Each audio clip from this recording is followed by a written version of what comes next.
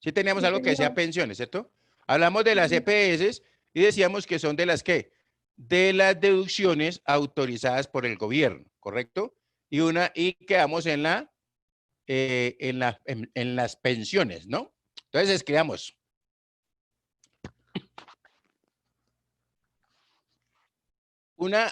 Perdón, Jefe, señora. es que me estaba haciendo una vaina allá abajo, entonces para que me pongan la lista. Laura Marín, que no le puedo Ah, ok, ya le tomo la asistencia. Listo, gracias. Bueno, con mucho gusto. ¿Y Profe, qué pasó dejamos un con subtítulo de salud Daniela Cano, EPS. señora? Dejamos un subtítulo de salud EPS. Ah, ok. No escribimos nada de salud. Entonces ya vamos para la salud y luego con la pensión. Eh, Daniela Cano, ¿apareció también o no? Bueno, esperemos a ver si aparece para que no quemarle más tiempo. ¿Y qué dijimos de salud? ¿Dijimos algo? Estamos mirando mi video. Muy bien. Entonces colocamos.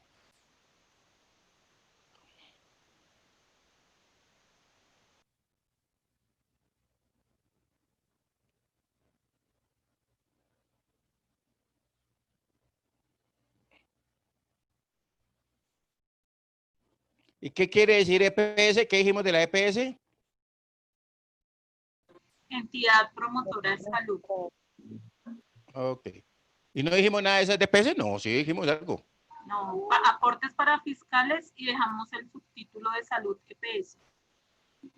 Ok.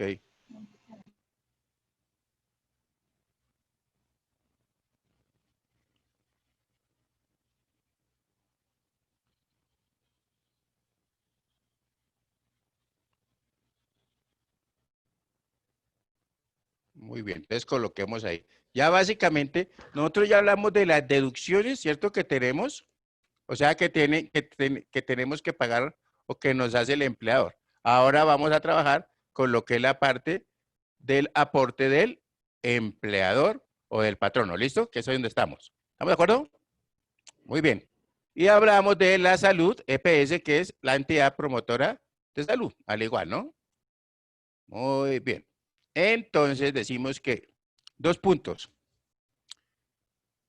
El aporte al cargo del empleador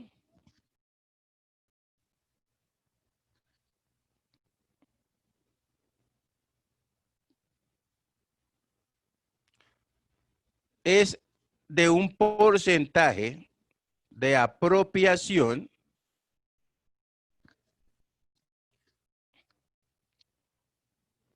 del 8.5%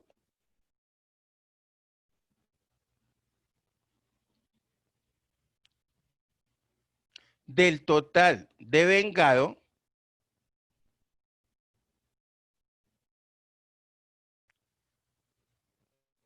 menos el auxilio de transporte.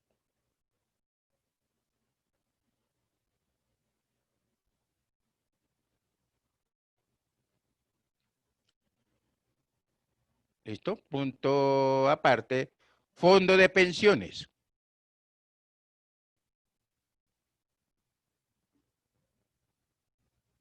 Dos puntos. Entonces ya tenemos salud, recuerden que tenemos lo mismo, ¿no? Salud, pensión. Dos puntos. Aporte a cargo del empleador.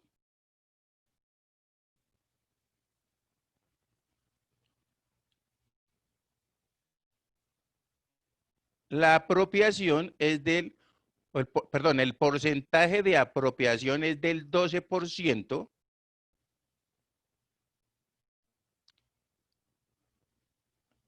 del total de vengado menos el auxilio de transporte.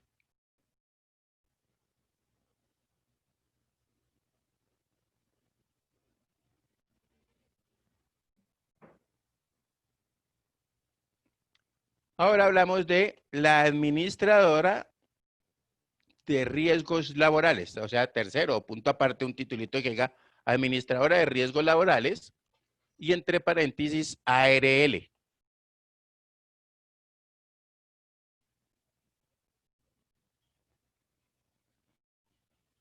Dos puntos. Es un aporte exclusivo a cargo del empleador.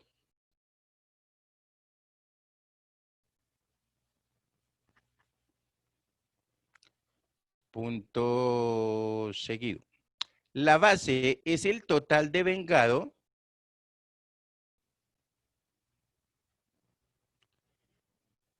menos el auxilio de transporte.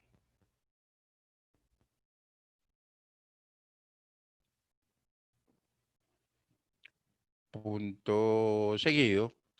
El porcentaje de apropiación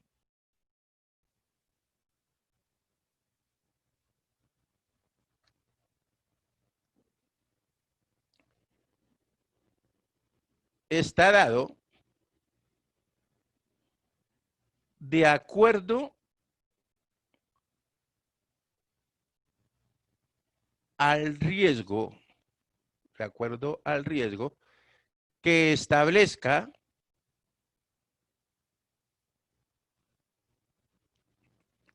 la administradora de riesgos laborales,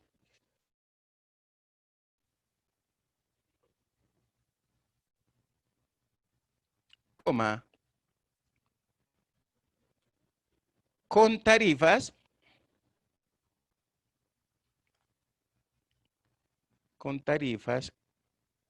que están basadas o que se basan en el riesgo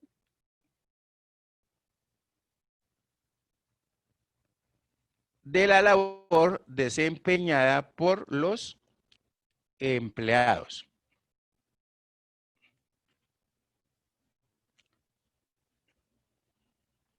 Entre paréntesis colocamos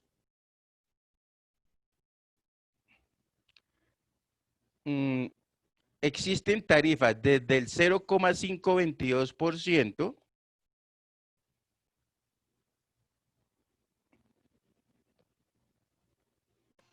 ¿Cuánto, profe?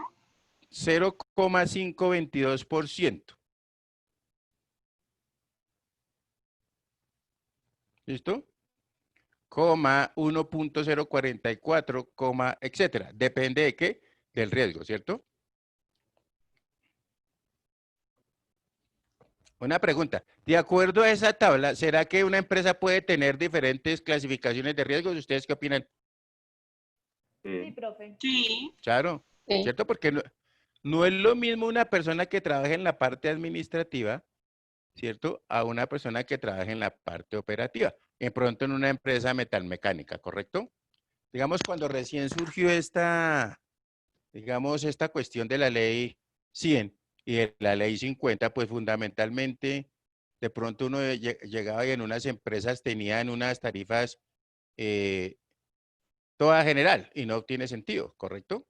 Entonces, de pronto uno decía, una persona que trabaja allá sentadita en el, en el que esté trabajando en su escritorio, pues va a tener menos riesgo, ¿cierto?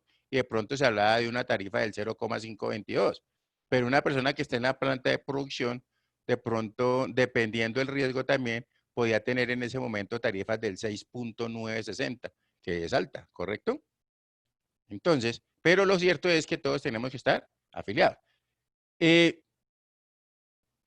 ese momento, había un problema también, sobre todo con lo que eran las secretarias de gerencia, porque las señoritas tenían unos tacones de número 12, ¿cierto? Un tacón de 12 centímetros, le sonaba el celular al jefe o al gerente y bajaba 4 escaleras a toda carrera y decíamos que el riesgo pues era mayor ahí, ¿correcto? Se le parte un tacón, se enreda y se va de todo eso que llaman cara y obviamente pues ese riesgo también debería estar cubierto, ¿no? Lo mismo que pasa con un residente de obra, ¿estamos? Entonces, la administradora de riesgo le clasifica a uno, ¿cierto? La tarifa que debe pagar y el riesgo al que está expuesto. ¿Estamos claros? Y ese aporte, ¿de quién es? Solamente es del empleador. Como el aporte al Fondo de Solidaridad Pensional es solamente exclusivo del trabajador, ¿correcto? Muy bien.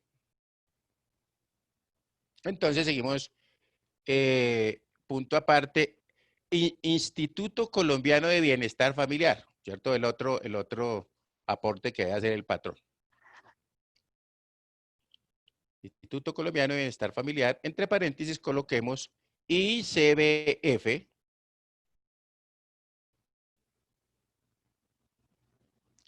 dos puntos. Esta entidad fue creada con el fin primordial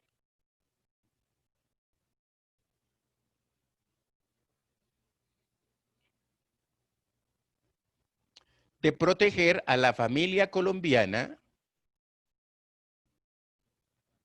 Fue creada con el fin de proteger, primordial, perdón, de proteger a la familia colombiana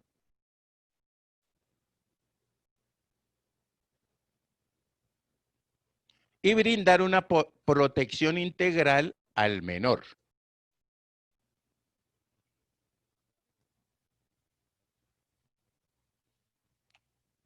Punto aparte. Entonces decimos, base de liquidación, dos puntos, total de vengado menos el auxilio de transporte.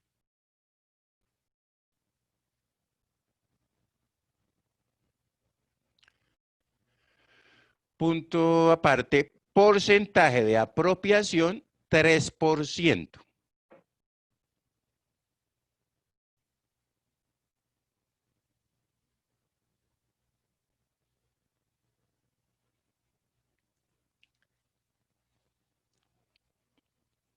Siguiente será el aporte para Servicio Nacional de Aprendizaje, entre paréntesis, SENA.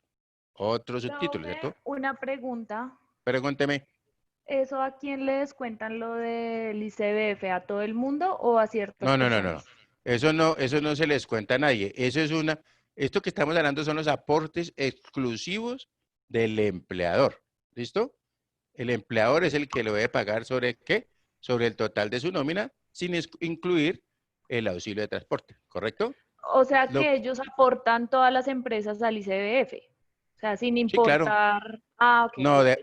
no, dependiendo también, ahorita, porque la ley también trajo unas exoneraciones, ¿cierto?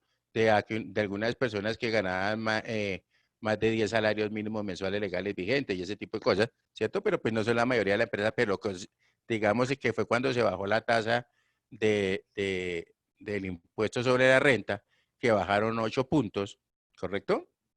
Pero nos subieron 9 con el famoso CRE. Pero pues es que eso ya es de impuestos, ¿listo? Pero sí, todas las empresas deben aportar también al ICBF, ¿listo? A no ser que estén excluidas o exoneradas por alguna situación. ¿Estamos? Listo, profe, gracias. Muy bien. Entonces voy con el Servicio Nacional de Aprendizaje SENA, dos puntos. Esta institución fue creada con el objeto fundamental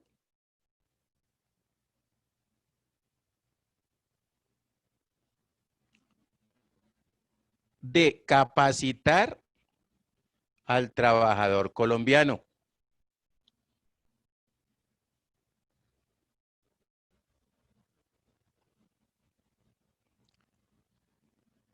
punto aparte. Base de liquidación, lo mismo, vuelve y juega. Total de vengado menos auxilio de transporte.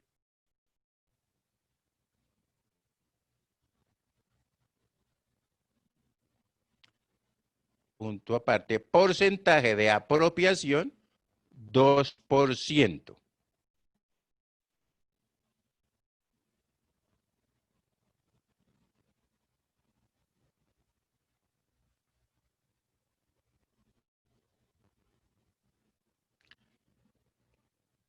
¿Listo?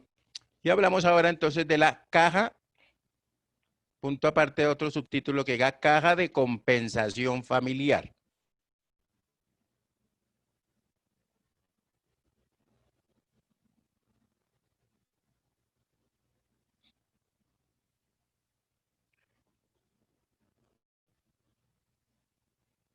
Y decimos 2 puntos. Estas entidades, ¿cierto? Recaudan, coma,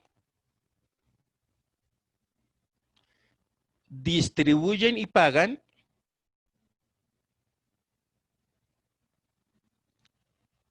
los aportes destinados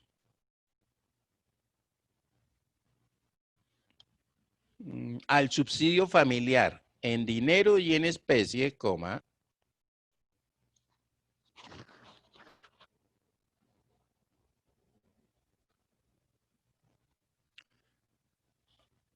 por medio de programas que ofrecen salud y recreación a sus afiliados.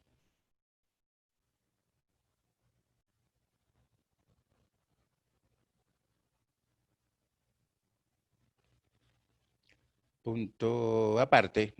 Base de liquidación, 2 puntos.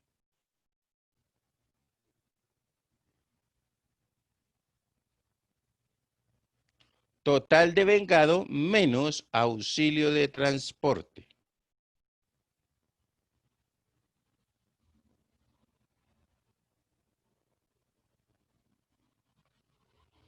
Porcentaje de apropiación,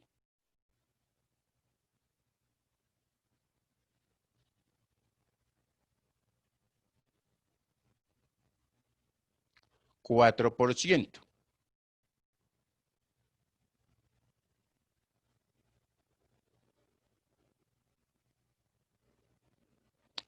¿Listo? Entonces, si observamos, pues básicamente lo que son aportes parafiscales, o entre los aportes parafiscales está lo que es la caja de compensación, ¿cierto?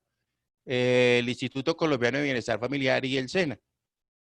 ¿Listo? Que entre los tres representan un 9%. ¿Listo? Muy bien. Colocamos un titulito que diga provisión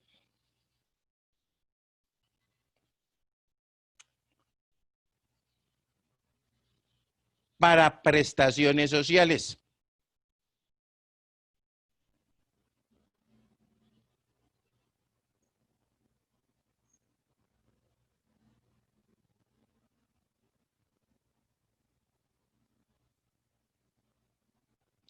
Y entonces, para que descansen un poquito la mano, que ya nos vamos con todas las provisiones, vamos a observar algunos cambios, ¿cierto? De los que se ofrecían de la información que les decía. Espera un momentico acá. ¿Ya están viendo mi pantalla? Está cargando, profe. Ok. Ya. ¿Listo? ¿Qué dice acá? Reforma pensional. ¿Qué cambios propone el gobierno? Ok. Ojo a esto, ¿no? Si nosotros observamos, esto ha tenido como mucha controversia, ¿no? Porque se ha hablado de que sí, que no, que sí, que no, pero a la final uno va a estar viendo que como que sí, ¿no?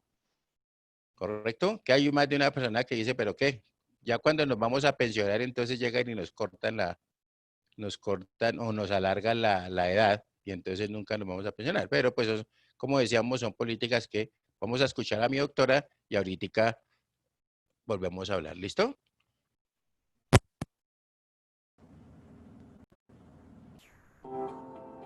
¿Están escuchando bien?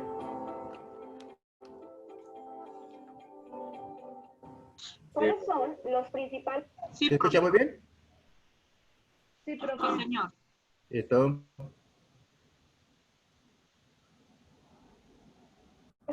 cambios que propone la reforma pensional y cuáles son las críticas al respecto. Bien, con esta pregunta vamos a iniciar el tema de pensiones frente a lo que vamos a recoger en esta colección temática.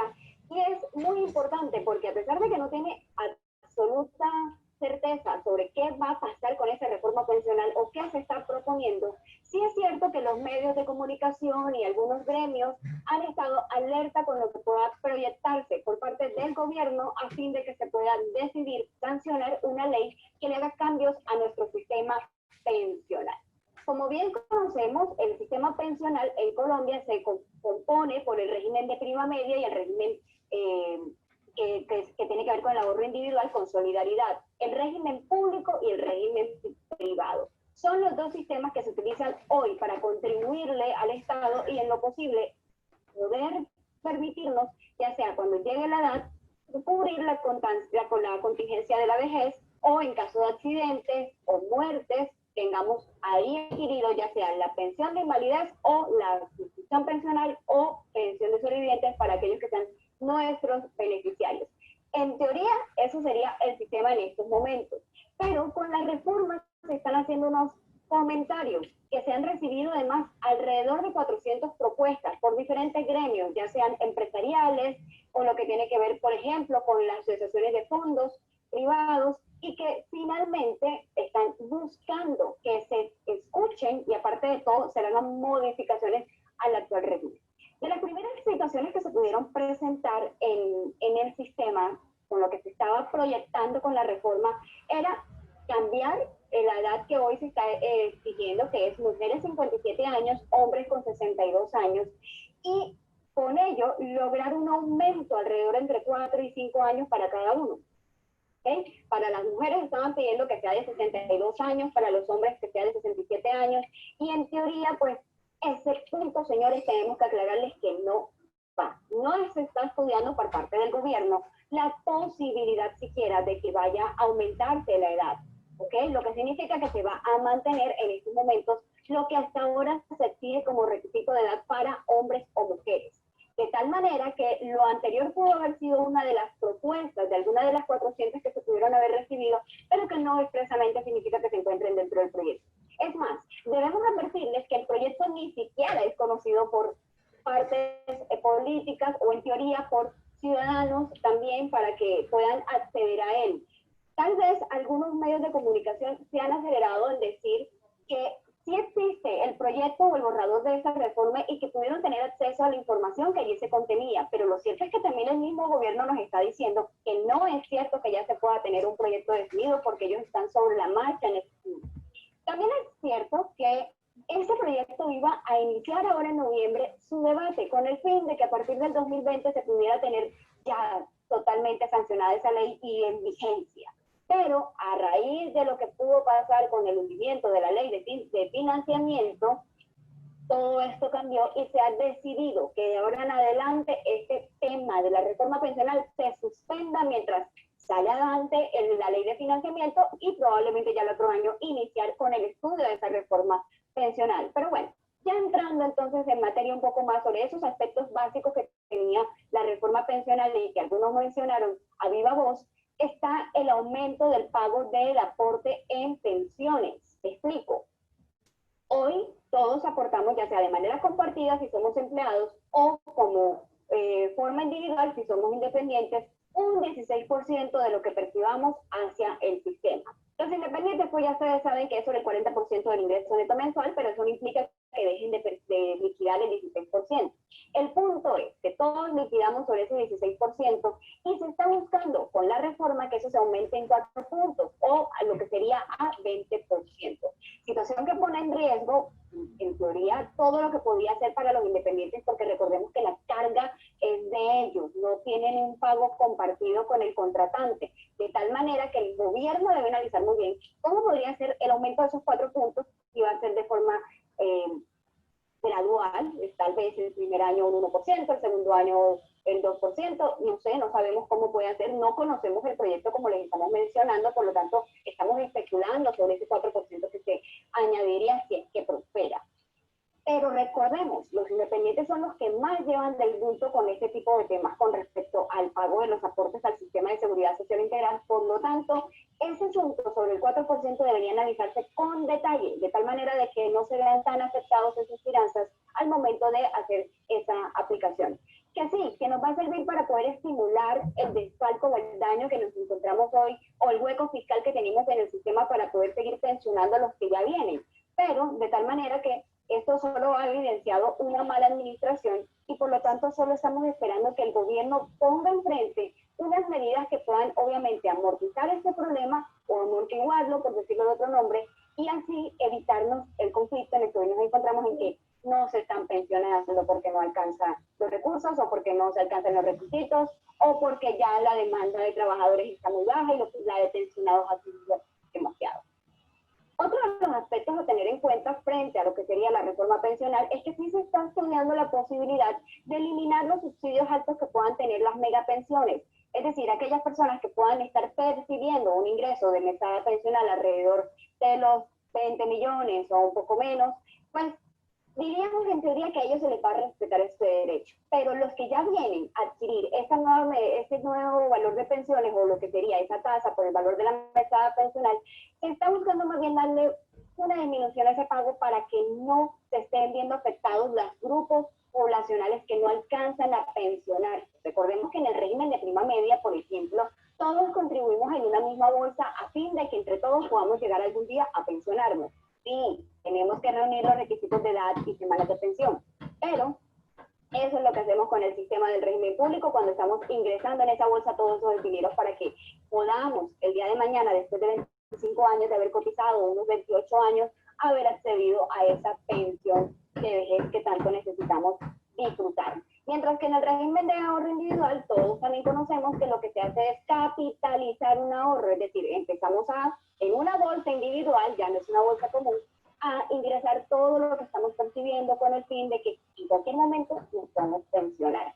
Eso significa que no tengo que verme obligada a cumplir 57 años siendo mujer o 1.300 semanas para llegar a acceder a este beneficio, sino que de manera anticipada, en cualquier momento, dependiendo de cualquiera de las 3 modalidades de ahorro que existan dentro de este régimen privado, podamos acceder a esa pensión de vejez.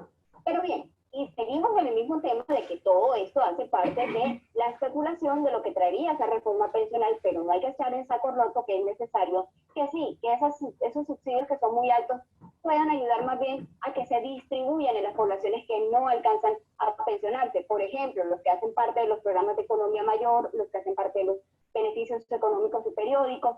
Entonces, esos mecanismos que ayudan a obtener un auxilio en el daño o en algunos meses para poder sufragar nuestras necesidades, serían beneficiadas con esas pensiones que son muy altas y que pues no tendrían por qué estarse percibiendo en el evento de que se modifique ese punto.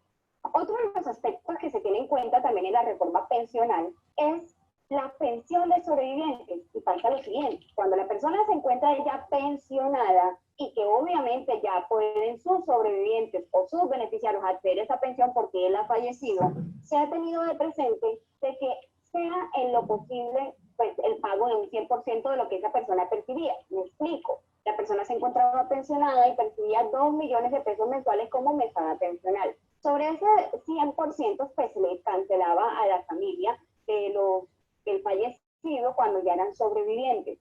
Pero distinto sería cuando hacen parte de un nuevo proyecto de acceder a esa pensión de sobrevivientes, cuando este no era un pensionado, sino que era un afiliado. Entonces, en lo que se está tratando de analizar es que en lo posible ese 100% que se pueda percibir o aquello que haga parte de ese valor completo, por decirlo así, más bien sea heredado en un 75%. Es una considerable disminución del porcentaje en el pago, pero hace parte del mismo análisis de este proyecto que busca cambiar el sistema pensional. Otro aspecto clave, recordemos, ya les dije al inicio que tenemos un régimen público y un régimen privado, ¿bien? que en el primero pues todos contribuimos, en el segundo cada quien responde por lo que contribuye. Pero hay algo importante y es que se está estudiando la posibilidad de que se pueda convertir el régimen público en una administración de fondos públicos, pero como si se llevara el mecanismo de los fondos privados. Allí es cuando todos muchos han dicho, se va a acabar Colpensiones, se acabó Colpensiones, y yo quiero hacerles la distinción. Colpensiones es distinto a lo que es el régimen público, es decir, Colpensiones solo es la administradora del régimen público. Que se acabe Colpensiones y se llame hoy megapensiones o solo pensiones, como quieran llamarle, no es lo que va a hacer distinguirle los requisitos o los mecanismos o el espíritu total de ese régimen. Lo que lo distingue es realmente los requisitos que nos obligan a cotizar en él para poder obtener una pensión de vejez. Y si realmente lo que se está estudiando es que se pueda acceder a que estas personas hagan parte de un fondo privado, por decirlo así, o que se convierta eso en un fondo que cada quien ahorre, me parece que tal vez sí puede ser una de las posiciones que llegarían a ser, digamos que de alguna u otra forma, muy bien estudiadas y analizadas para ver si pueden ser sancionadas dentro de esa ley. Fíjense todos los parámetros que se están señalando frente a esta reforma pensional, que todos son lluvia de ideas, porque para mí esto es lo que sigue siendo una lluvia de ideas de las 400 propuestas que han podido sostener. Que la especulación no nos ayuda, mientras tanto no se conozca un proyecto de ley, por lo tanto les invitamos a que estemos todos pendientes de qué va a salir en este proyecto y que finalmente, pues si no se liquida el régimen público, pues muy bien para todos porque ya sabemos cuáles son los requisitos que nos cobijan. Porque además ser una capitalización de un ahorro es bastante dispendioso, costoso, y eso significa que prácticamente todo lo que podamos tener lo vamos a incluir en ese ahorro a fin de podernos pensionar. Pero que también es cierto que el sistema se encuentra ahogado, que necesita buscar mecanismos donde se encuentren uno solo, donde ya se deje de separar quién es el público y quién es el privado, y sobre todo que todos puedan acceder a una pensión en el momento que sea oportuno el cumplimiento de sus requisitos. De tal manera que no pongan en saco roto el hecho de que se pueda incluso reformar el régimen público a fin de que pueda convertirse como los modelos del régimen privado o que se unifiquen. Todo puede pasar. Lo importante es saber cómo nos estamos beneficiando de ello. Ahora, aquellas personas que hacen parte de estos requisitos que ya han venido adquiriendo con anterioridad a lo que pueda hacer la nueva ley, pues claramente se les va a respetar esos derechos que ya han venido adquiridos y que pues harán parte de un régimen de transición. Empezaremos en otro nuevo régimen de transición como lo hacíamos anteriormente desde la ley 100 de 1993 a partir del 1 de abril de 1994, cuando se establecieron unos requisitos para poder pensionar con el anterior sistema cuando inicia el nuevo sistema general de pensiones.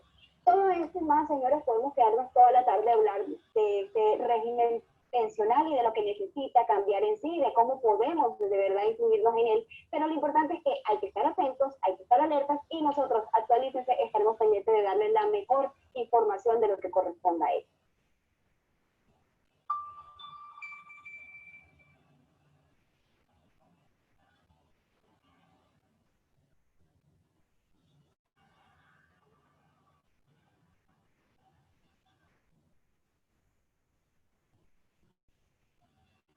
Concha.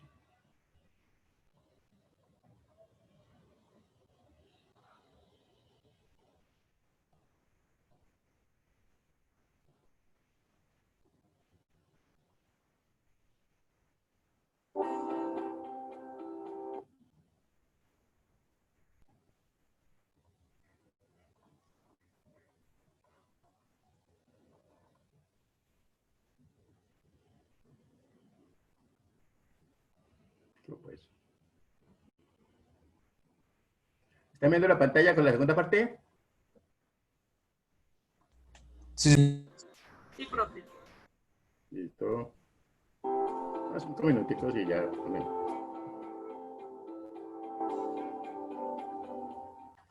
Si un afiliado a un fondo de pensiones cumple con las semanas cotizadas, pero no cumple con la edad establecida, ¿puede dejar de cotizar?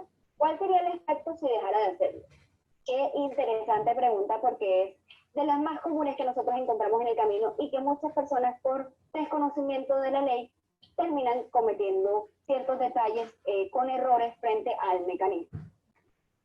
Cuando usted, el sistema público le exige que debe cumplir con 1.300 semanas cotizadas y con una edad que serían los 57 años siendo mujer o 62 años siendo hombre, tenga en cuenta lo siguiente.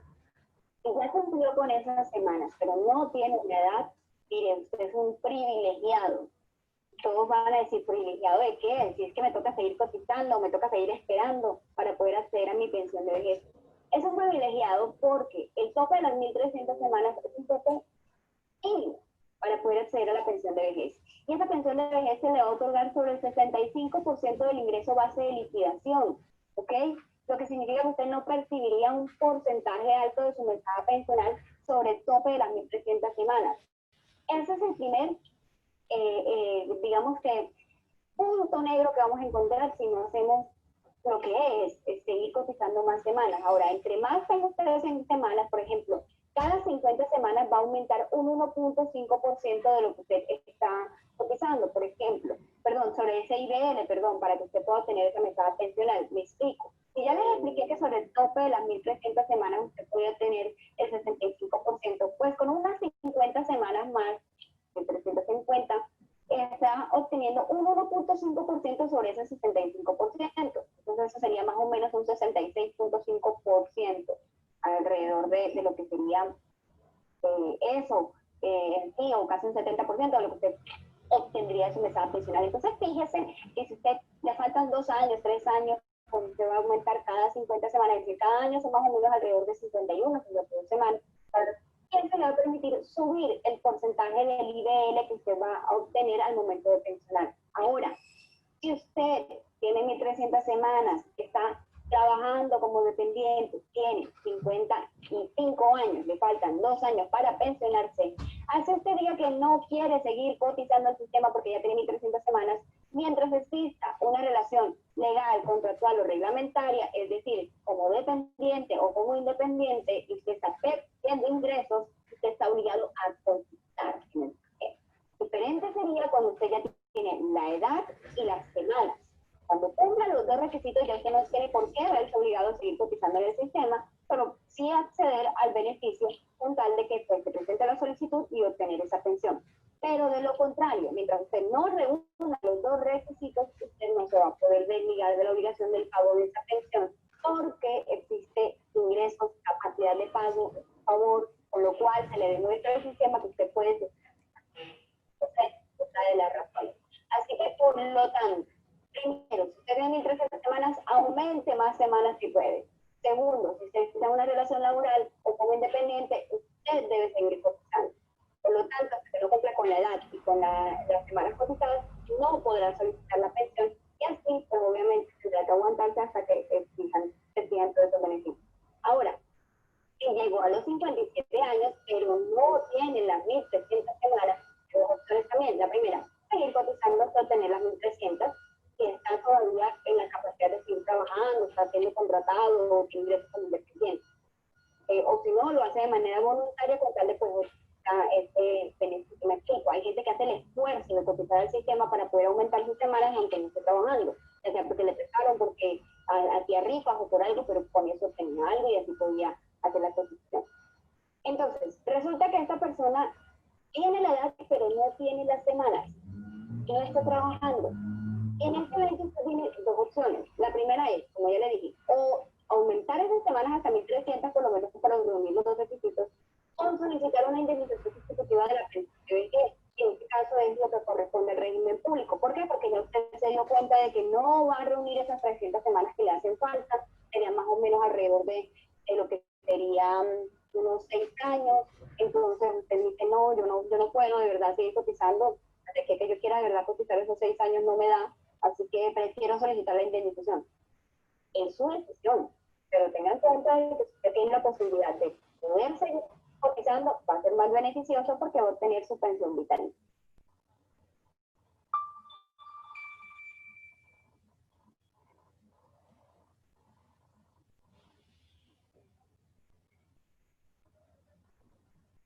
Ahora miremos un aporte importante de la ARL.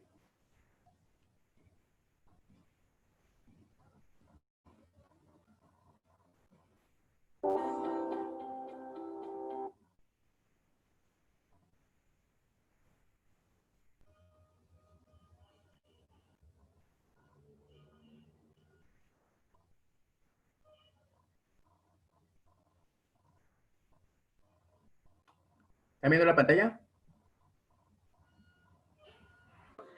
Sí, profe.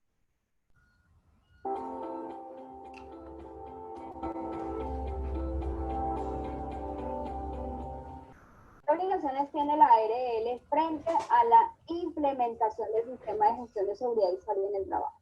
Esta pregunta, señores, quiero que la tengan muy presente todos como empleadores, por una sencilla razón. A partir de la vigencia del sistema de gestión de seguridad y salud en el trabajo, las empresas han perdido un poquito la noción frente a cuál es la real responsabilidad de las aseguradoras laborales. Creen que desde que el sistema de gestión de seguridad y salud en el trabajo nació, es una simple responsabilidad y no dimensiona su magnitud. El sistema de gestión de seguridad y salud en el trabajo nació para que incluso las aseguradoras en riesgos laborales se blinden y que si algo le pasa a su trabajador, sí. Porque el sistema de gestión de seguridad y salud en el trabajo nace con el fin de que se puedan prever todas aquellas razones por las cuales ningún trabajador debería accidentar. De tal manera que si el trabajo se accidenta es porque, caramba, era una situación que no se podía evitar, una situación de fuerza mayor y de casos, por ejemplo, que sí o sí iba a pasar y no era previsible. Y era previsible, es su culpa, señor empleador, y yo, aseguradora, no debería responder. Como aseguradoras, solo podemos hacer asesorías, acompañamientos y, de alguna manera, coordinar el sistema de gestión de seguridad y salud del trabajo de la mano con lo que se implementa para ver cómo se va desarrollando y así evitar las contingencias. Pero si llega a ocurrir la contingencia, usted no lo previó, usted no lo implementó como se debía, usted no actualizó el sistema, usted no empleó los correctivos, yo aseguradora me lavo las manos y usted, empleador, responde por el accidente de su trabajador, por la enfermedad de su trabajador, y no lo indemnizo, no lo pensiono y usted sí. Entonces, ojo cómo ustedes le están dando la validez acercada al sistema de gestión del trabajo dentro de esa empresa para que no sea la aseguradora en riesgo laboral en la que se lave las manos y se hace el uso. Ya entrando con esto que ya les estoy mencionando, y no es para asustarlos, es para que ustedes estén alertas frente a cómo está cumpliendo el papel de las aseguradoras en riesgos laborales, porque ellos también tienen que ser garantes frente a las frente a las actividades de sus trabajadores. Me permite entonces señalarles cuáles son esas obligaciones que podrían desarrollar las aseguradoras. Deben, básicamente, de una manera muy, digamos que primaria, brindarles asesorías frente a lo que podría ser el diseño del sistema de gestión de seguridad y salud en el trabajo. Ustedes tienen que buscar, dependiendo de la clase de riesgo que tenga su actividad comercial, ya sea buscar un técnico o un especialista para implementar, para realizar más bien el diseño que van a implementar en el sistema de gestión de seguridad y salud del trabajo. Ustedes lo implementan, ¿ok? Pero de alguna manera necesitan de la aseguradora en riesgos laborales para que les dé una pequeña asesoría. Teniendo esto en cuenta, siempre toquen la puerta a la aseguradora para que ellos estén ahí de la mano ante lo que ustedes están desarrollando con este diseño. Tienen que estar capacitándoles lo que sea con las brigadas de emergencia de su comité paritario de seguridad y salud en el trabajo. Es decir, ellos tienen también que buscarles responsables de comité. Entonces, cada vez que pueden, sancionen a la aseguradora de riesgos laborales para que ellos estén ahí alertas frente a eso que ustedes están buscando reforzar dentro de la empresa, como pueden ser también los primeros auxilios, lo que pueden ser los sistemas de calidad del mismo sistema de gestión de seguridad y salud del trabajo. Entonces, muchas veces se duermen con esto y no se puede, porque luego de que llegue el Ministerio de Trabajo y quiera hacer una inspección sobre lo que han implementado, van a venir los dolores de cabeza. Dentro de la misma implementación que les he mencionado del sistema de gestión de seguridad y salud del trabajo, y de lo que se ha podido también mencionar en el decreto 052 de 2007 y lo que está regulado también en las normas del 0312 de 2019, 2019 y lo que también anteriormente ha señalado el 1072 del 2015. Bueno, todas estas normas que muchas veces ustedes han venido conociendo, los riesgos laborales, que tiene que ver con el sistema de gestión de seguridad y salud del trabajo. Las aseguradoras de riesgos laborales tienen una obligación indispensable. Voy a permitir leerles unos parágrafos para que ustedes tengan presente. Dice, las administradoras de riesgos laborales brindarán asesoría, capacitación, campañas y asistencias técnicas de las diferentes fases de la implementación del sistema de gestión de seguridad y salud del trabajo a todos los afiliados obligados a adelantar este proceso. Esto en resumen de lo que ya les mencioné con todo lo que ya les había hablado. Pero en teoría esto no pasa, a menos de que ustedes estén llamándola, les estén diciendo, por favor, necesito que verifiquen cómo estoy implementando el sistema de gestión de seguridad y salud del trabajo, que me asesoren cómo estoy haciendo el diseño, que verifiquen que estoy capacitando bien a mi comité paritario, que le hagan acompañamiento dentro de las brigadas, que verifiquen si están dando los primeros auxilios, además que se dé un perfil epidemiológico en personal. Ellos van a decir que no, que ellos no tienen nada que ver con el perfil epidemiológico, porque ellos son los que tienen que formar el perfil epidemiológico a través de un comité paritario, para ver cómo está el perfil de sus trabajadores, si están aptos para desarrollar el nuevo cargo. Pero no está de más que ustedes se los pidan.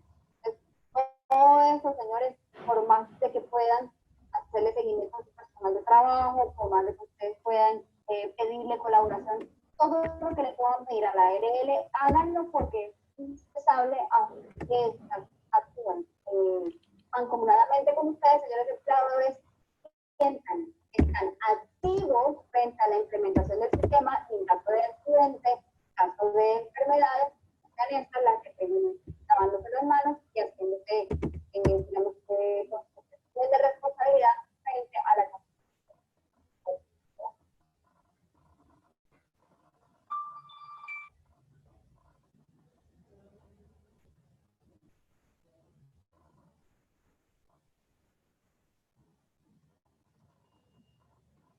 Bueno, muy bien. Creo que se me...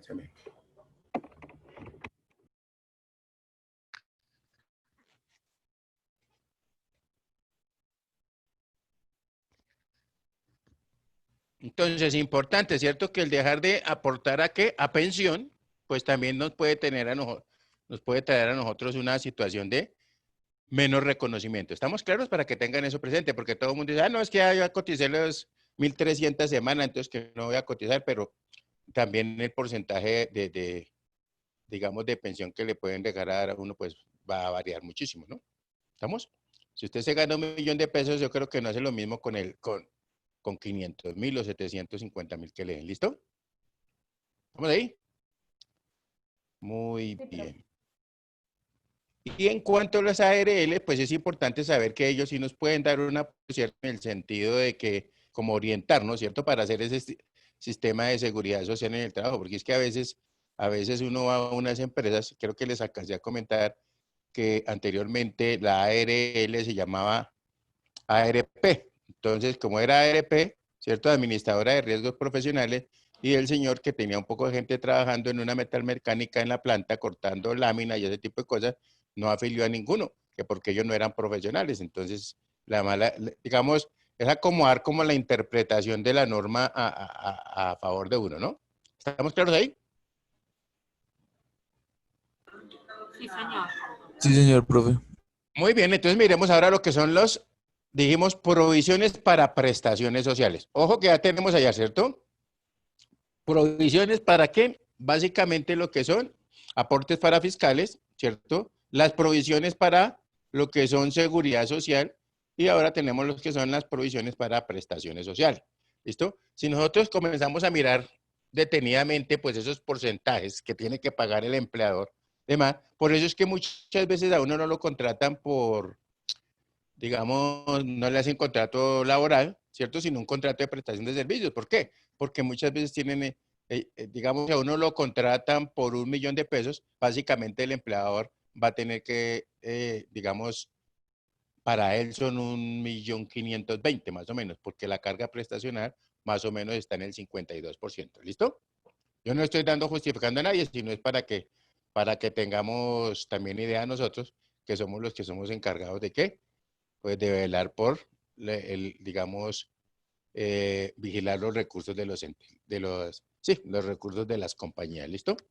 Muy bien. Entonces decimos 2 puntos.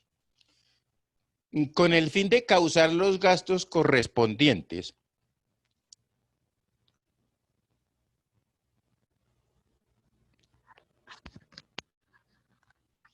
a las prestaciones sociales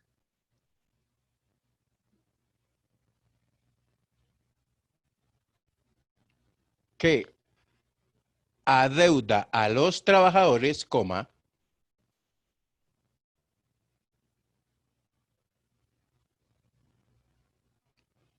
el empleador debe calcular las provisiones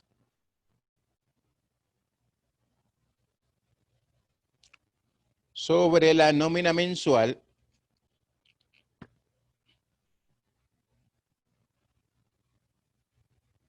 así, 2 puntos.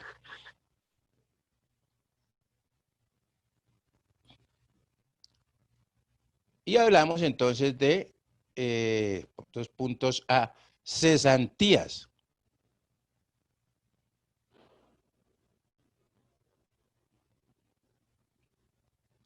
Entonces decimos que 2 puntos. La apropiación mensual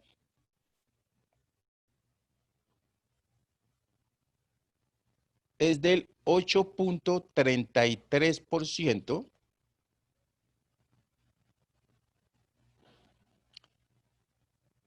del total de vengado,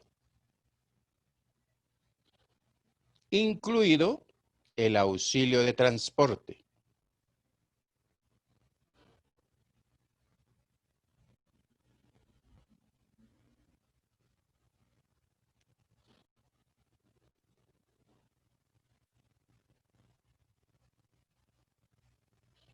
Bueno, muy bien. Ojo a esto. Muchas veces a uno le preguntan, vamos a ver si le puedo compartir aquí otra vez esto.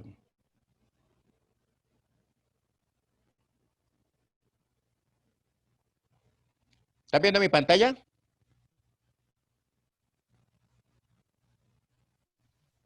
Sí, señor. Sí, profe. Señor. Ok. En muchas ocasiones a uno le preguntan, bueno, ¿cuánto es digamos, la cesantía, cierto?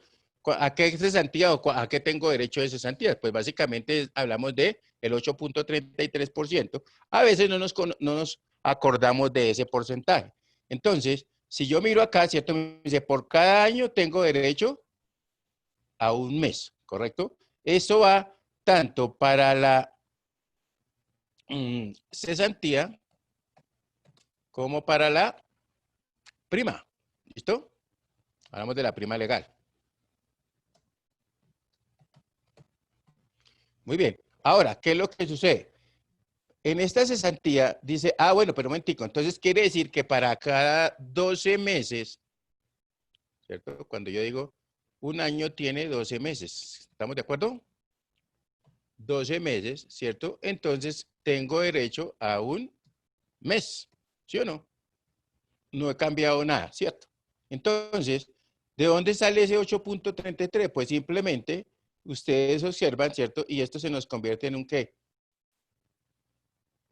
1/12, ¿cierto? Entonces siempre dice, mire, más fácil, se acuerda de un 12avo, ¿cierto? Y entonces usted llega y simplemente hace lo siguiente. Déjenme ver si aquí se me cuadra esta vaina. Copiemos aquí formato. Y aquí le digo más 1/12, ¿cierto? Y eso me dará el 0,8833333. Bueno, ahí lo tiene. 0,083, ¿correcto? 3333 y yo le aumento los decimales, que es lo que siempre aconsejamos, ¿no? Miren, ahí lo tiene. ¿Listo? Entonces, este valor simplemente lo que hacemos es que lo multiplicamos por 100, ¿cierto? Y entonces al multiplicar esta cosita por 100 y luego por 100. Entonces estaríamos hablando que es el 8.3333%. ¿Estamos claros ahí?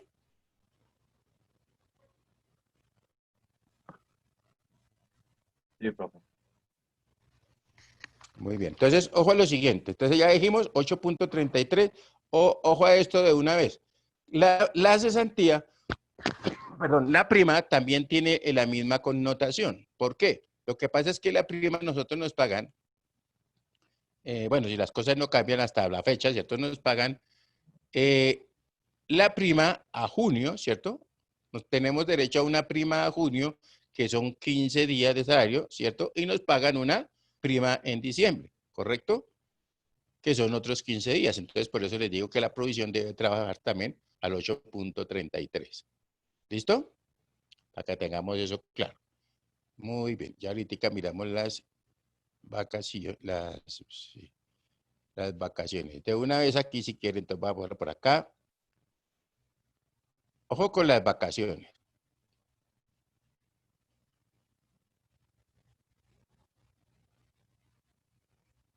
Con las vacaciones, ¿qué sucede? Las vacaciones nos dicen que por cada 12 meses tengo derecho a medio mes, o digamos a 15 días, ¿cierto? De vacaciones, ¿correcto? Muy bien. O si hablo de 15 días, podría estar diciendo que también es una ¿qué? Una quincena. ¿Estamos de acuerdo ahí? Sí, profe. Los 15 días son de corridos o Sí, no son no. hábiles, ¿sí? 15 De días corrido. hábiles. 15 días hábiles, listo. 15 días hábiles, o sea, es una quincena, ¿correcto? Como yo estoy hablando de la apropiación, de cierto, de cómo es que debo causarlo, pues obviamente yo voy a trabajar sobre días hábiles. Ahora, independientemente que la persona pidió vacaciones y digamos esos 15 días hábiles por las fiestas y los domingos, se le convirtieron en 20 o 21, ¿sí? Estamos hablando es que esto es lo que corre a cargo de la empresa. Entonces yo podría decir, ¿cierto? En este caso, que por cada 20, ¿cuántas quincenas puede tener un año?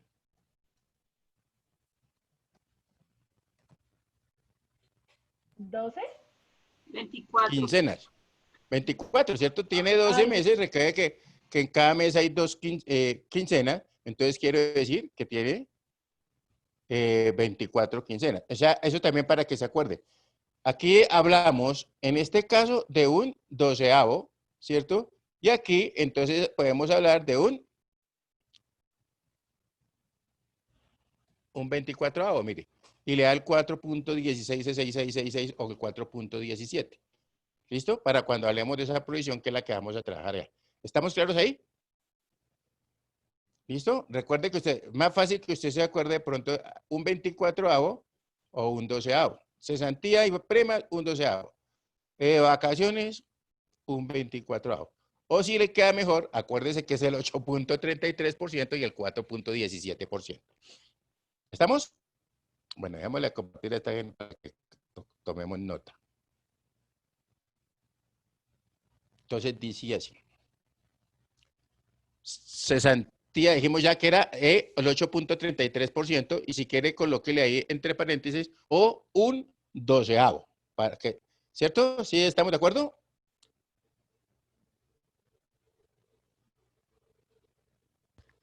Sí, profe.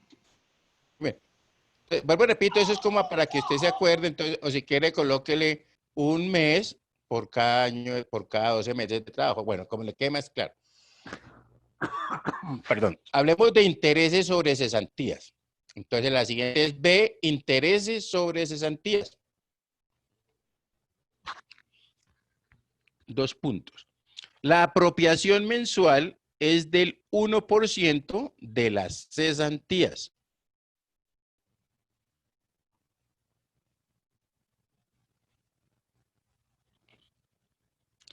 ¿Y eso fundamentalmente qué es? Fácil. Resulta que se supone que el empleador, yo terminé mi mes, escúcheme lo que les voy a decir, ya terminó el mes de trabajo, me pagan mi quincena y ya tendría derecho, ¿cierto? Tanto en la parte proporcional a mis vacaciones a mi prima, a mis cesantías, ¿cierto? Pero resulta que es que esas cesantías, como no me las pagan, entonces, o sea, si a mí me pagara las cesantías, yo qué quería, pues las, entre comillas, ¿no? La coloco una cuenta de ahorro o en un fondo donde me van a pagar algo de interés, ¿correcto? Entonces, digamos que ese 1% es el reconocimiento, entre comillas, ¿cierto? De que como el patrón no me lo está pagando, él está utilizando esa plata, ese dinero de mis cesantías para su beneficio. Entonces, por eso, digamos, la contraprestación sería el 1%. ¿Estamos claros?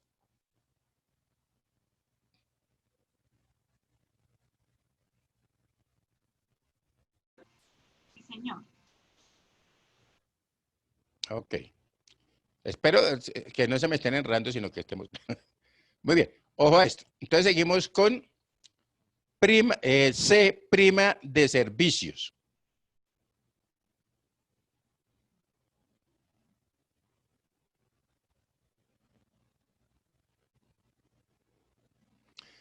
La apropiación mensual corresponde al 8.33%,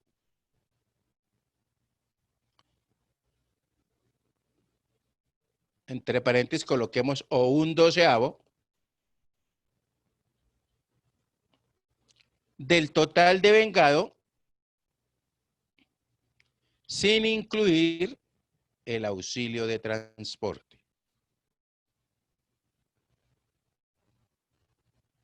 ¿Listo?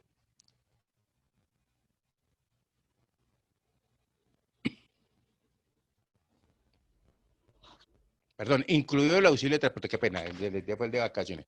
Incluido el auxilio de transporte. Y hablamos ahora de las vacaciones.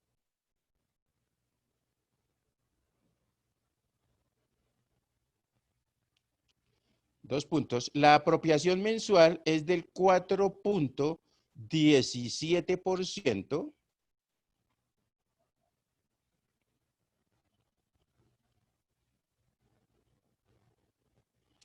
Entre paréntesis, ¿Profe, de cuánto? ¿De cuánto? 4.17%.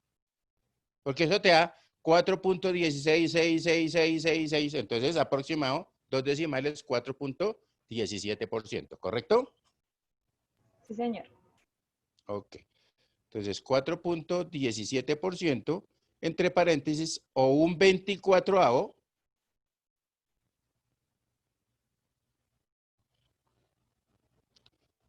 del total de vengado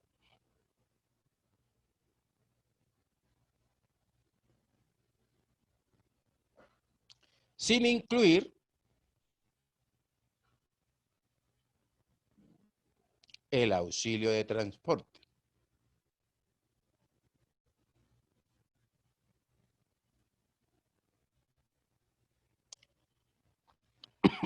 Muy bien. Entonces, coloquemos punto aparte. Jornada de trabajo.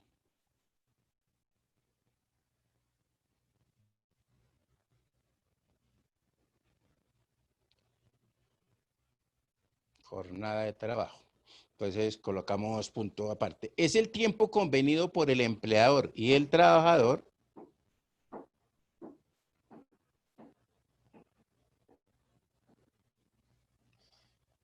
coma, para que éste desempeñe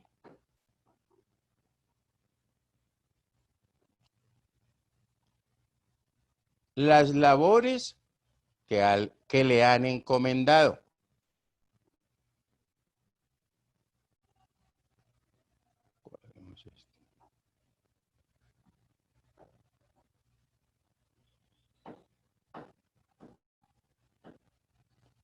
¿Listo? Entonces decimos punto aparte. Jornada, lo primero que vamos a hablar, la jornada ordinaria.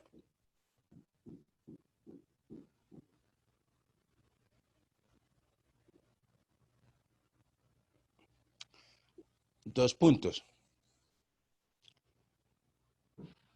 Esta jornada también se conoce con el nombre de jornada convencional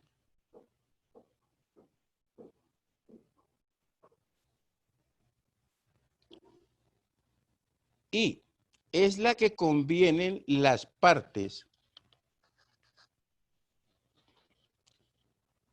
entre paréntesis coloquemos empleado y empleador,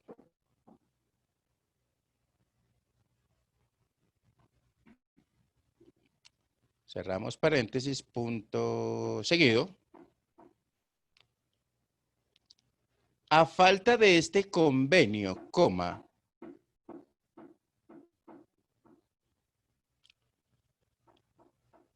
la jornada de trabajo ordinaria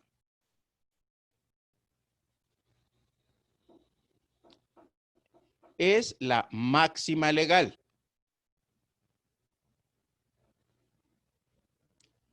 Punto seguido. De cualquier manera, coma,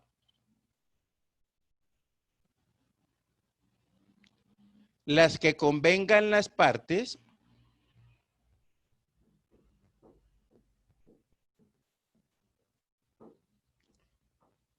no puede ser en ningún momento superior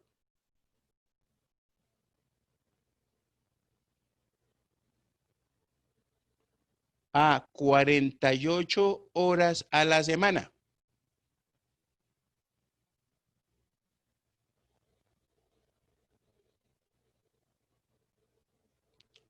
Coma, de acuerdo a lo establecido en los artículos 158 y 161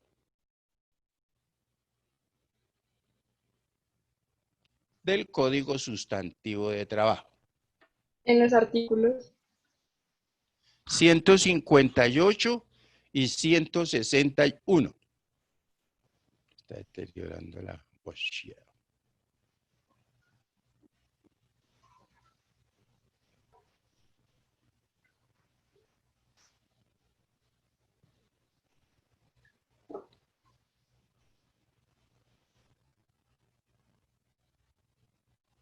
¿Listo? Punto aparte, entonces decimos ahora jornada extraordinaria o suplementaria.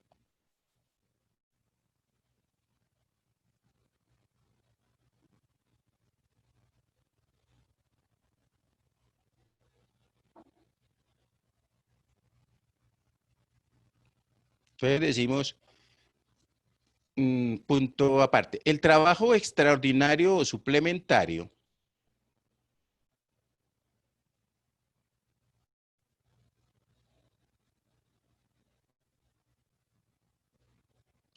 o de horas extras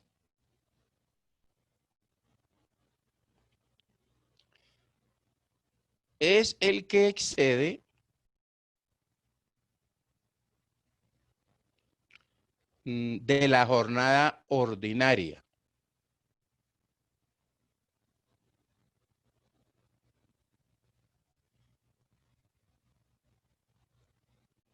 Y en todo caso, el que exceda de la jornada máxima legal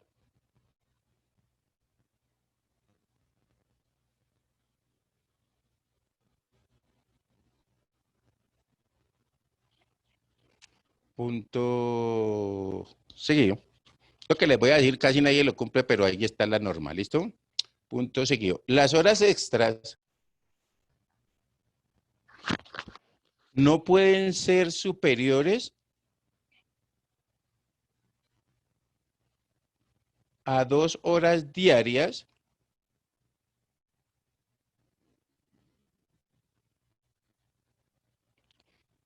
y a 12 horas a la semana.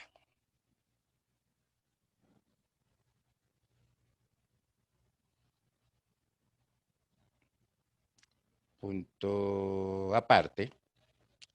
Jornada diurna.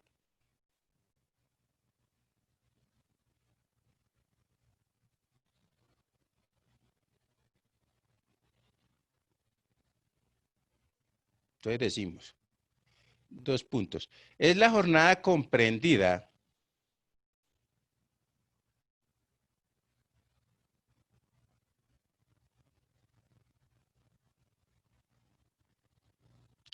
entre las 6 horas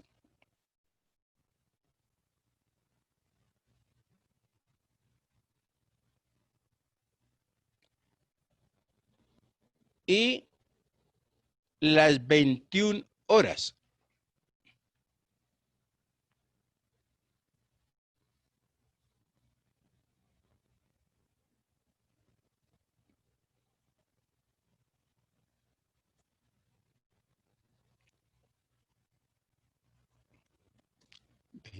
Horas, entre paréntesis coloquemos 9 de la noche, ¿listo?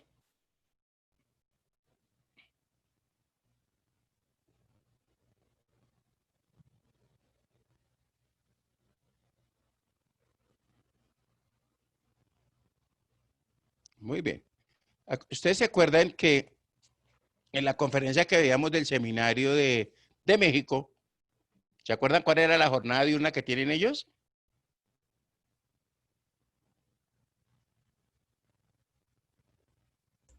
No, profe, yo no me acuerdo. No, yo sabía. Las 8 de la noche. Yo lo que quería que tuvieran presente es porque recuerde que nosotros primero nos dijeron que pues siempre veníamos trabajando que con la jornada diurna pues es de 6 a 6. ¿Listo? Luego la belleza de Uribe, entonces que era de 6 a 10. Luego llegó el Santos y le quitó una, entonces dijo que era de 6 a 9. ¿Sí o no? Pero pues igual en México ya tienen establecido que era de 6 a 8. Entonces casi siempre que nosotros copiamos muchas cosas digamos, de otros países. Y otros países también van a copiar cosas de nosotros, ¿no? Porque la idea es que tratar de como tener más, digamos, más dinero el mismo gobierno, ¿no? Y además, recuerden que una de las cosas que decían en la época de Uribe era que si yo, por ejemplo, cuando disminuía esas horas extras, que decíamos que era de 2 horas y de 12 horas a la semana, era con el fin de implementar el empleo, ¿cierto? Que supuestamente hubiese más empleo. O sea que uno, por ejemplo, que trabajaba, digamos, las 48 horas a la semana o las 8 horas diarias, pues trabajara sus 8 horas y se fuera y le diera la oportunidad que entrara otra persona. Pero fíjese que la mayoría, nadie contrata a otra persona, ¿sí me entiende? Pero esa fue, digamos, el fondo era de que si hubiera un incremento del empleo. ¿Estamos claros?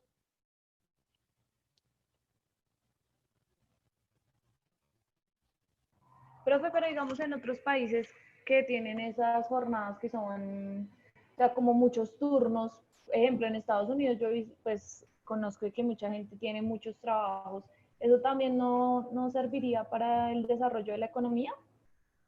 Sí, claro, pero aquí, recuerda que estamos hablando es que ese nivel de desempleo que hay aquí se podría disminuir, ¿cierto? Si en lugar de que las personas trabajen más del tiempo requerido en una organización, pero nadie lo hace, ¿sí me explico? O sea, por ejemplo, en el caso mío, cuando yo estaba en una empresa, yo me acuerdo que yo sacaba más sueldo en horas extras que lo que me pagaban normalmente, porque supuestamente mi cargo requería de que estuviera mucho más tiempo dentro de la organización, ¿sí me entiende? Mientras que ese tiempo se lo podían haber empleado a otra persona y con eso sería una disminución digamos, del desempleo. Sin embargo, aquí también hay trabajo por turnos.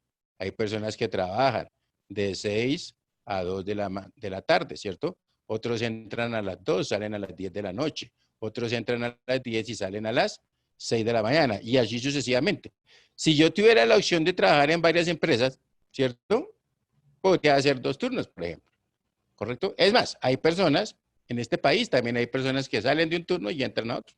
¿Correcto? Pero estoy hablando de ese nivel empresario, ¿cierto? Que era supuestamente para incrementar el empleo y vimos que lo que se hizo fue que se dejaron la oportunidad de las horas para mucho y y el empleo no, digamos, el índice de desempleo no disminuyó. ¿Listo? Además también porque, por ejemplo, si usted tiene un personaje de manejo y confianza, ¿sí? Es muy difícil que contraten digamos, a otra persona para que siga ejerciendo. Voy a hablarlo más bien de un tesorero, ¿cierto? Yo tengo al Brandon que es tesorero, ¿cierto? Es muy difícil que yo traiga a otro tesorero, por ejemplo, vamos a decir algo a Luis, ¿cierto? Y lo coloco para que él siga las operaciones que estaba haciendo Brandon en la mañana. Casi que no se hace, ¿cierto? ¿Por qué? Es más, en los mismos bancos uno ve que hay, cuando ustedes ven los cruces o los cambios de cajero, ustedes ven que ellos tienen que hacer su cierre, ¿cierto? Para ver qué es lo que recibe el otro y qué es lo que se lleva, cómo llega la caja y todo ese tipo de cosas. ¿Listo? Entonces es muy difícil. Pero pues igual, digamos, la idea fundamental si era eso, que se incrementara o que se disminuyera el desempleo en su momento, ¿no? ¿Estamos? Sí, Sí, señor. señor. Señor. Ok. Muy bien. Entonces, ojo a lo siguiente. Vamos ahora a la jornada nocturna. Y decimos que es la comprendida entre las 21 horas, o sea, 9 de la noche, ¿cierto? 9 p.m. y las 6 horas. Entre paréntesis colocamos 6 a.m., ¿cierto?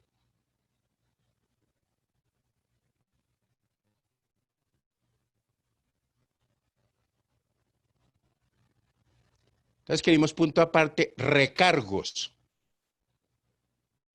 Titulito o subtítulo que diga recargos.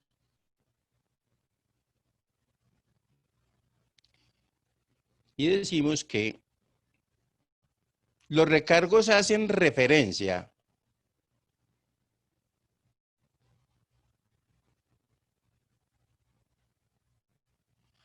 a un valor adicional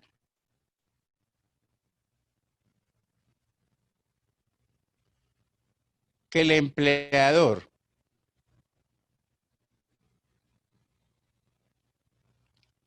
le paga al trabajador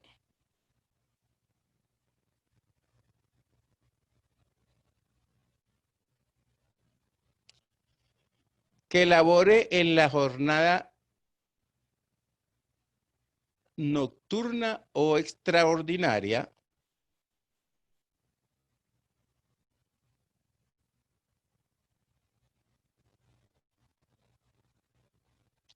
de acuerdo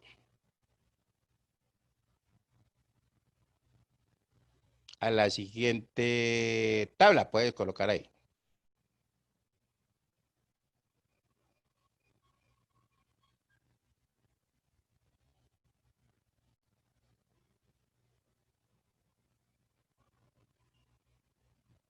Ujú.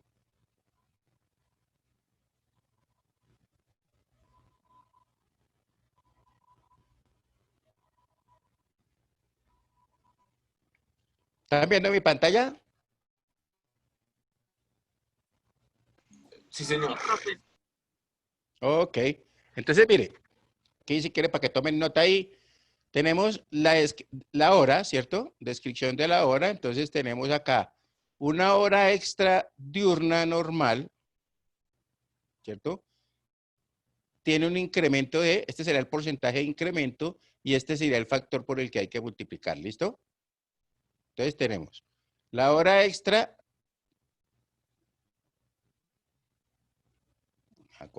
la hora extra diurna normal, el 25% de recargo, o se debe multiplicar por el 1.25, ¿listo? Ojo a esto, una cosa es el 25% y otra cosa es el 1.25, ¿listo? Lo que pasa es que este valor, y lo vamos a ver cuando estemos haciendo nuestra nómina, ¿cierto? Para que miremos estos dos factores, pero me interesa que tengan la tablita. ¿Listo? ¿Estamos ahí? Sí, señor.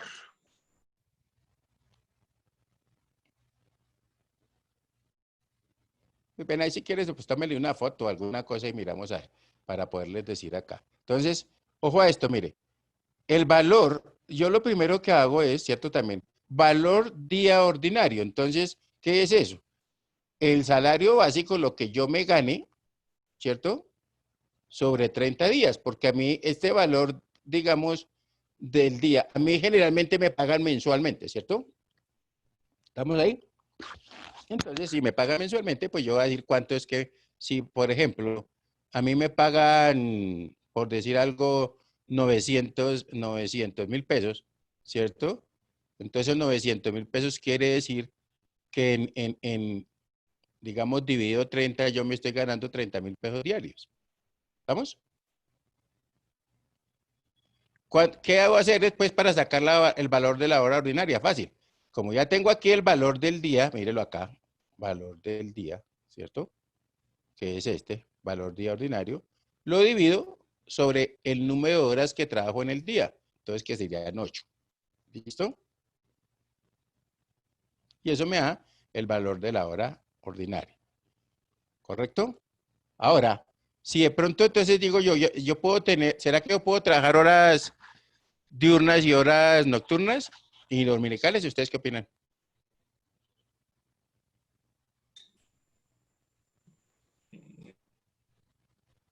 Pero que no excedan los 48 horas, ¿para qué dijiste, No, profe?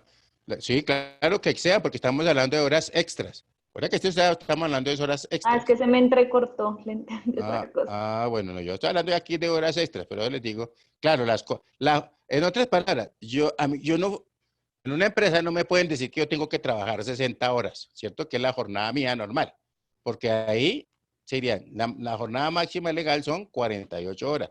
O sea que en mi concepto habrían 12 horas extraordinarias o 12 horas extras, ¿correcto? Que pueden estar combinadas entre diurnas y nocturnas, ¿sí o no?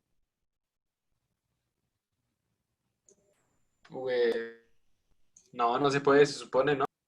Porque las horas extras Claro, no pueden superar las 12 horas, creo. pero sí podría, ¿por qué no?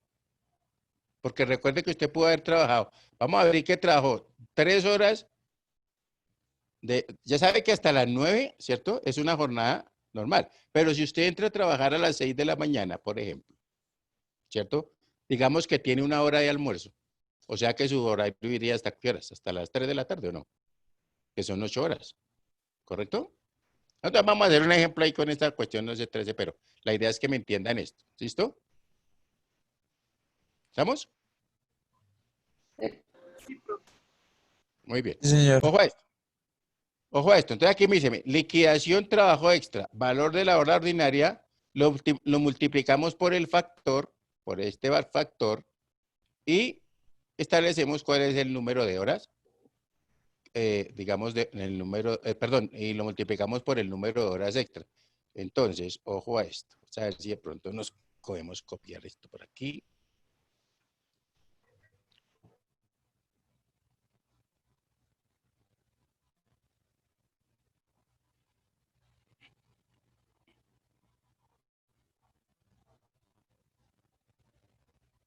Bueno, muy bien. Ojo a lo siguiente.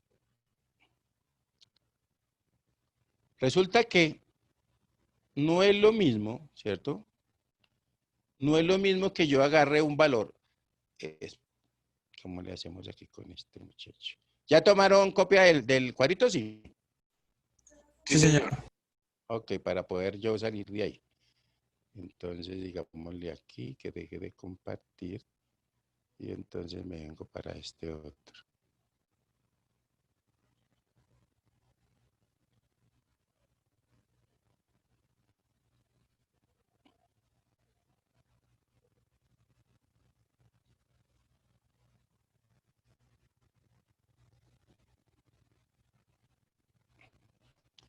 Muy bien. Ojo a lo siguiente, ¿cierto?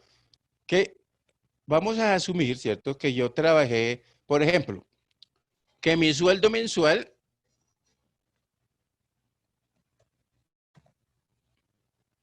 es de 900.000 pesos, pongámosle.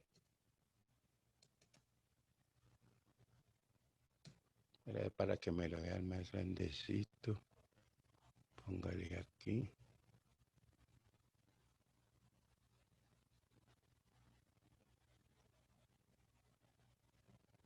¿Listo? Entonces, es sueldo mensual.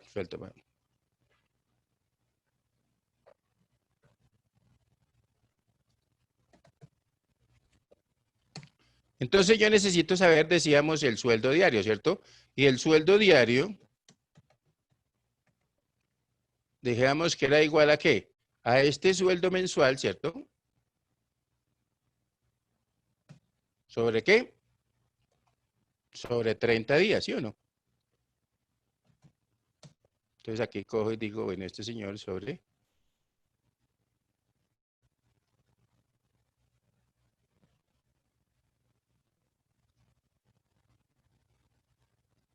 Para que me vea la rayita. ¿Listo? A ver si de pronto nos deja este fariseo.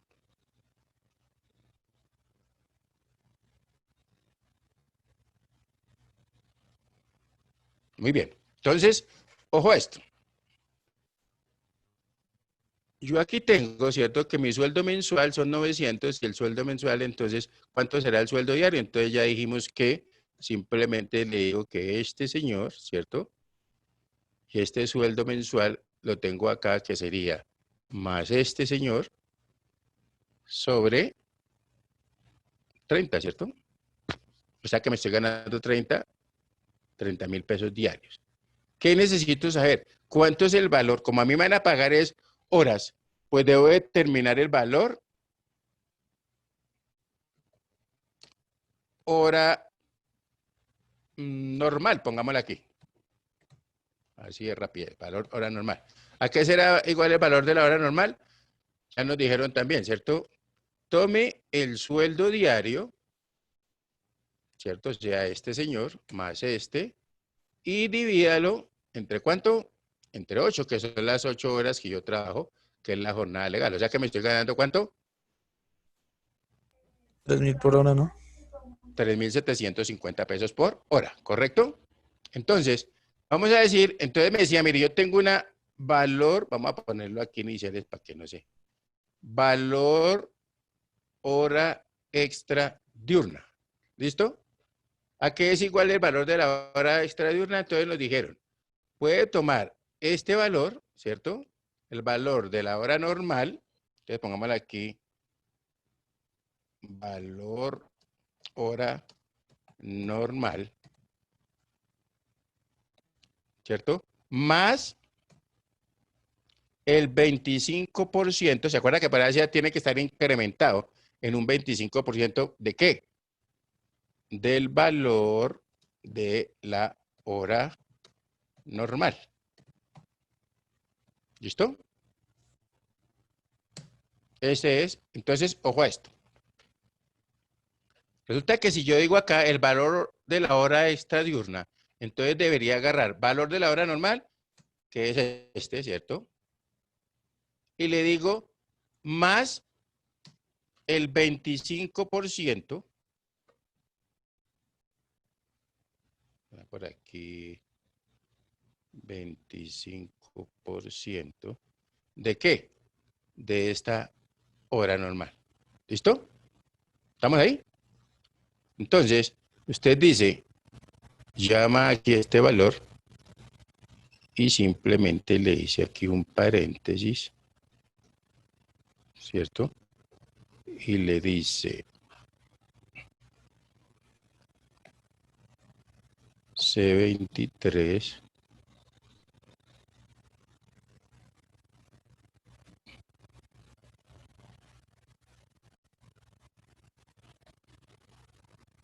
¿listo? Míralo acá atrás. Tenemos acá. ¿Listo? Entonces tenemos, mire.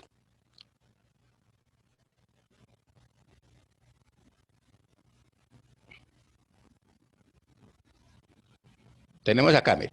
Vamos a la fórmula. Valor hora normal. ¿Cuál es? 3,750 más, ¿cierto? El 25% de los 3,750. ¿Hasta ahí estamos claros? Sí, señor. Señor. Ok, o también puedo hacer lo siguiente. Ahora aquí también así para que lo vea. Agarro la hora normal, le digo más esta, ¿cierto? Que es la hora normal, y lo multiplico por el factor, por 1.25. Fíjese que no le estoy colocando aquí ni porcentaje ni nada. Eso no, porque el factor es ese, entonces le damos enter. ¿Cuánto me da? Mismo valor. ¿Está claro? Porque aquí lo que hace es que este 1 me está reemplazando en esta fórmula, ¿cierto? Este 1 que tengo acá, mírelo acá, se lo está reemplazando esto que está aquí. ¿Listo? Y obviamente, pues ahí estará, ¿cierto? Estamos hablando de esa. ¿Estamos claros o estamos peor de perdidos? Díganme la verdad. Aquí lo que estoy en nuestra nómina lo vamos a ejercitar harto. Pero me interesa sí, es que veamos, ¿cierto? De que una cosa es este 25% y otra cosa es el 1.25.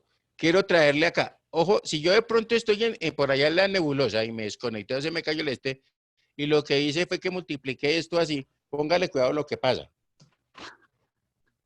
¿Vieron? O sea, Está bien tocó por 25% explícitamente. ¿Cómo ala? Que explícitamente tocaba por el 25%. No, o lo multiplicas así como tengo esta formulita acá, mírela, ¿cierto? Y haces esto, ¿cierto? Vuelves y coges, o es más rápido tomar esta, pero no colocarle el símbolo de porcentaje acá, sino solamente el factor. Cuando ustedes les hablan de factor, es porque está tomando este valor inicial, este que está aquí, mírelo,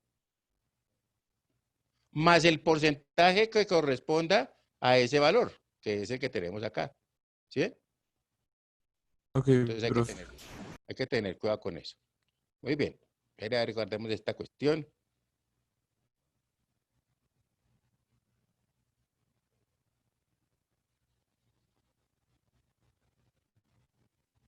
Hijo de mamá, ya se me cae. Mosca que se acabó el tiempo para Johnny y se me había olvidado. Por favor, haga. Ay.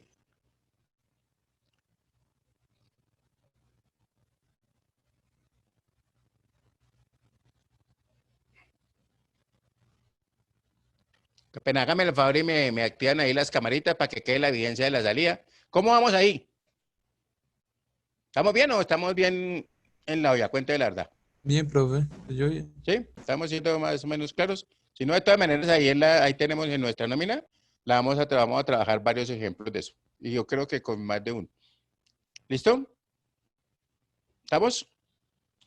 Entonces, para que puedan hacer su pausa activa y puedan puedan ir a almorzar y parecen a trabajar, entonces, si Dios quiere, nos vemos mañana. ¿Listo? Voy a tratar de compartirles alguna información ahí. Estén pendientes de la plataforma a ver si de pronto compartimos unas cosas por ahí. ¿Listo? ¿Estamos? Vale, Bueno, Entonces, Listo, Vale, profe. profe, gracias. hablado mañana, que mi Gracias, Dios me, profe. que mi Dios me los bendiga. Gracias, profe, hasta Que luego. dejen ese mal genio. Lo mismo les deseo por si las moscas. Uno no sabe. Chao. chao, profe. Chao, Hasta luego. profe, gracias. Chao. Juiciosos.